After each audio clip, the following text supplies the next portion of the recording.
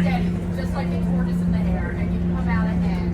And I'm curious, what is the importance of Film Independent Spirit Awards to each of you when it comes to making films, choosing the film you're going to select, pick, and stories you're going to tell?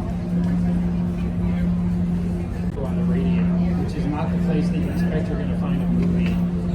Telling the most extraordinary story about family, about identity, about culture that was funny and moving and important. And the fact that we got to turn this into a movie is just extraordinary, and it's all due to Lulu and her incredible vision. And we're so gratified that it was recognized by audiences and recognized today. It's completely overwhelming. Lulu, did you ever get any resistance about just how personal and deep you went with the story when you were initially writing it?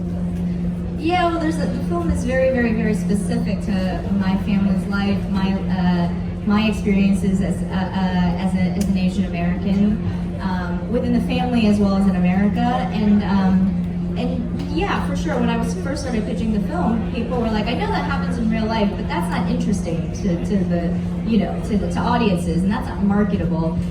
Or I know that's real to you, but is that how it's going to come across? And so, yes, there was a lot of resistance and a lot of conversations about how to communicate what I was trying to communicate across.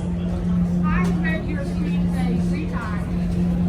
I actually Xeroxed it just by my bed. I studied it because what I love best about it, I understood the characters on the page. Every single time I turned the page, I understood the people, I understood the characters. So question, how many drafts before you got to the shooting?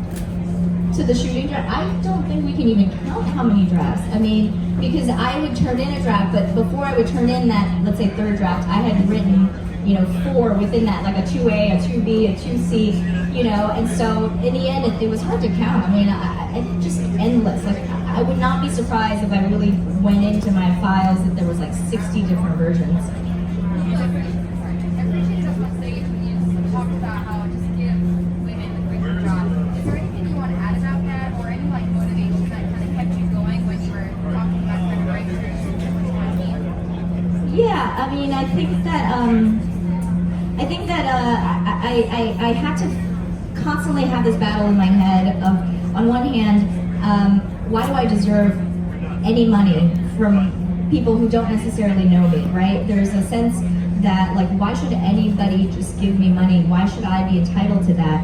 But as an artist, as a filmmaker, you also need that money to go make a film. And so I was constantly in battle in my head, and I guess I want to encourage women to be entitled, because men have been entitled for a long time, and we need your stories. And so I think that women just need to feel entitled that people also make money off of our stories, and also audiences want to see our stories. And so I want women to be more entitled to getting the job, and especially getting the money. The cinematography is just like so beautiful. Just love that visual style. Specifically, the last shot of the film, not to ruin it, but that shot in particular, did you have that idea in mind?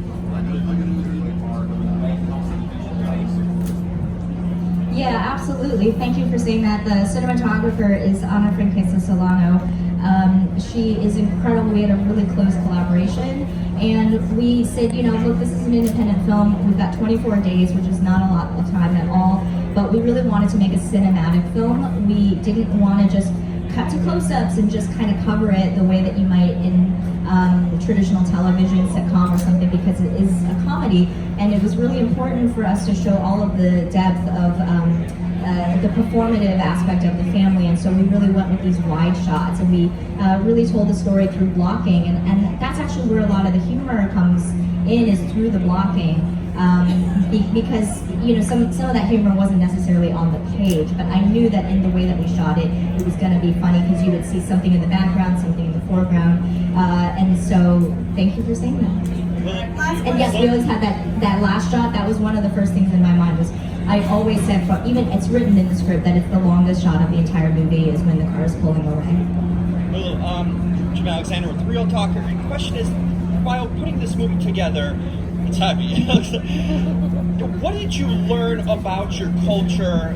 What did you learn about your culture through researching this film that you didn't know and it maybe inspired you or you took away while kind of working on the film that you didn't know or weren't aware of before? Well, when I started working on the film, I didn't necessarily know that this was such a common practice. I knew a little bit from having done the radio show. People would send me some emails. But then when the film came out, everybody came up to me saying, we did this to my grandparent or my parent in every single country all over the world.